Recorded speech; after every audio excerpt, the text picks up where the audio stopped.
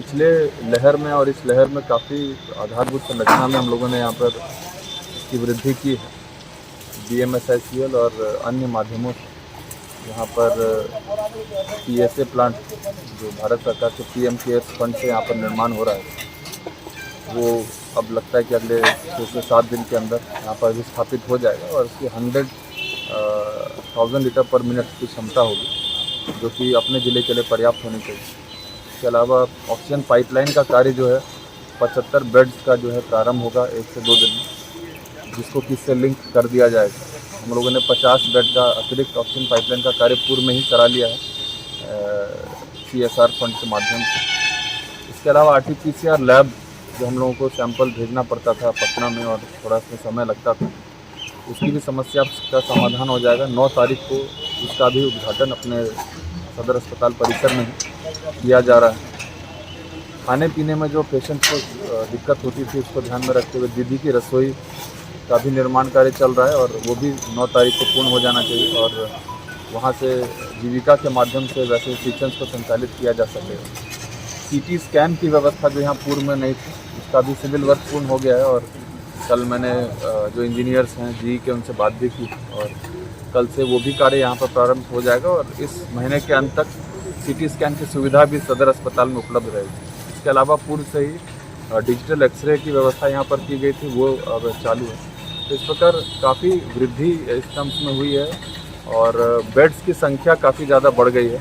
Oxygen cylinders और अन्य निधि के माध्यम से, चाहे वो पंचायत समिति की निधि हो, चाहे वो जिला परिषद की निधि हो, उसके माध्यम से स्वास्थ्य जो सेवाएं हैं उसमें जो आवश्यक उपकरण है उसमें काफ़ी संवर्धन हुआ है।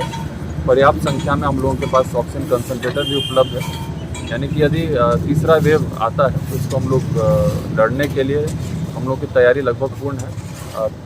पीडियाट्रिक ICU के लिए भी बात चल रही है और संभवतः उसको भी जल्द ही यहाँ पर उसका भी निर्माण कार्य प्रारंभ हो जाएगा। भवन इत्यादि का चिन्हीकरण हम लोगों ने इसके लिए भी कर लिया। नदियों के जलस्तर में अभी कमी आई है, गिरावट आई है और वो थोड़ा चिंता का भी विषय हो जाता है कि जब जलस्तर बढ़ के घटने लगता है तो कटाव की स्थिति कई जगहों पर देखने को मिलती है। विशेषकर तटबंधों का कटाव और जो नदी के अंदर बसे हुए गाँव हैं वहाँ पर जो कटाव होता है, दो मुख्य हम लोग का चिंता का विषय होता है। फिलहाल तटबंधों का कहीं पे भी कटाव नहीं हो रहा है, जहाँ पर भी हो रहा था उसको हम लोगों ने कंटेन कर लिया है और इस वर्ष के प्रारंभ में ही कई जगहों पर 9 जगहों पर हम लोगों ने कार्य जो है प्रारंभ कराया था, वो कंप्लीट भी कर लिया गया समय। चिंता का विषय अभी है जो नदी के अंदर बसे हुए क्षेत्र हैं, वहाँ पर बसावटों में जो कटाव हो रहा है, खासकर शहरौन में, तेरा खेरा में, गहमा खरीकुटा में, यहाँ पर अग्रहण में। इसके अलावा इन सब जगहों पर जो कटाव हो रहा है, इस कटाव को रोकने के लिए जो फ्लड फाइटिंग का कार्य किया जाता है वो अभी वर्तमान में शहरौन में किया जा रहा है और अग्रहण में किया जा रहा है। बहोरवा में जहाँ पर फिलहाल काफ़ी ज़्यादा कटाव हुआ था, वहाँ पर आज सामान गिर रहा है, वहाँ पर भी कार्य प्रारंभ हो जाएगा। इसके अतिरिक्त हम लोग का गहमा खरीकुटा के पास भी कार्य प्रारंभ हो जाएगा। तो इसके अलावा कल सुबह हम लोगों को एक और जगह पर गहमा खरीकुटा में नए कटाव स्थल की जानकारी प्राप्त हुई है। आज वहाँ पर जो FCD की टीम है जाएगी और उसका आकलन करेगी।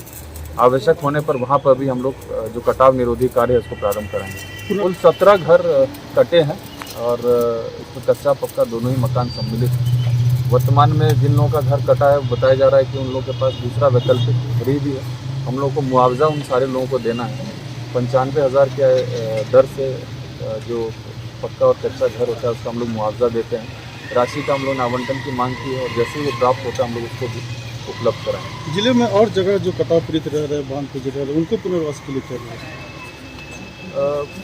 कटाव पीड़ित निश्चित रूप से जो पूर्व के बाढ़ में भी कई नदियों का कोर्स यहाँ पर चेंज होता रहा है। कोसी नदी जो है इस चीज़ के लिए जानी जाती है कि इसका कोर्स कभी भी चेंज होता है। तो यहाँ पर 5-6 नदियाँ हैं, तो निश्चित रूप से यहाँ पर कटाव पीड़ित काफ़ी परिवार हैं और बड़ी संख्या में, क्योंकि इस तरह का कटाव होता है तो एक साथ कहीं पे भी उन लोगों को बसा पाना के लिए जो ज़मीन जो उपलब्ध है वो काफ़ी कम है। तो हम लोगों ने इसमें यही प्लान किया है कि इसको हम लोग को ब्रेक डाउन करके एक साथ तो कहीं पर भी बसाना आज के दिन में संभव नहीं है, क्योंकि भू संपदा काफ़ी सीमित है।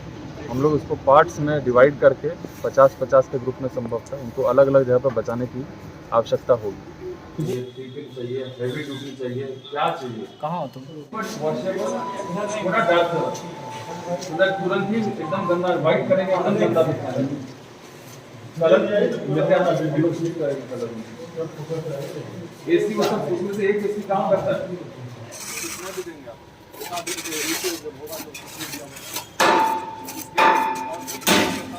हाँ, इसको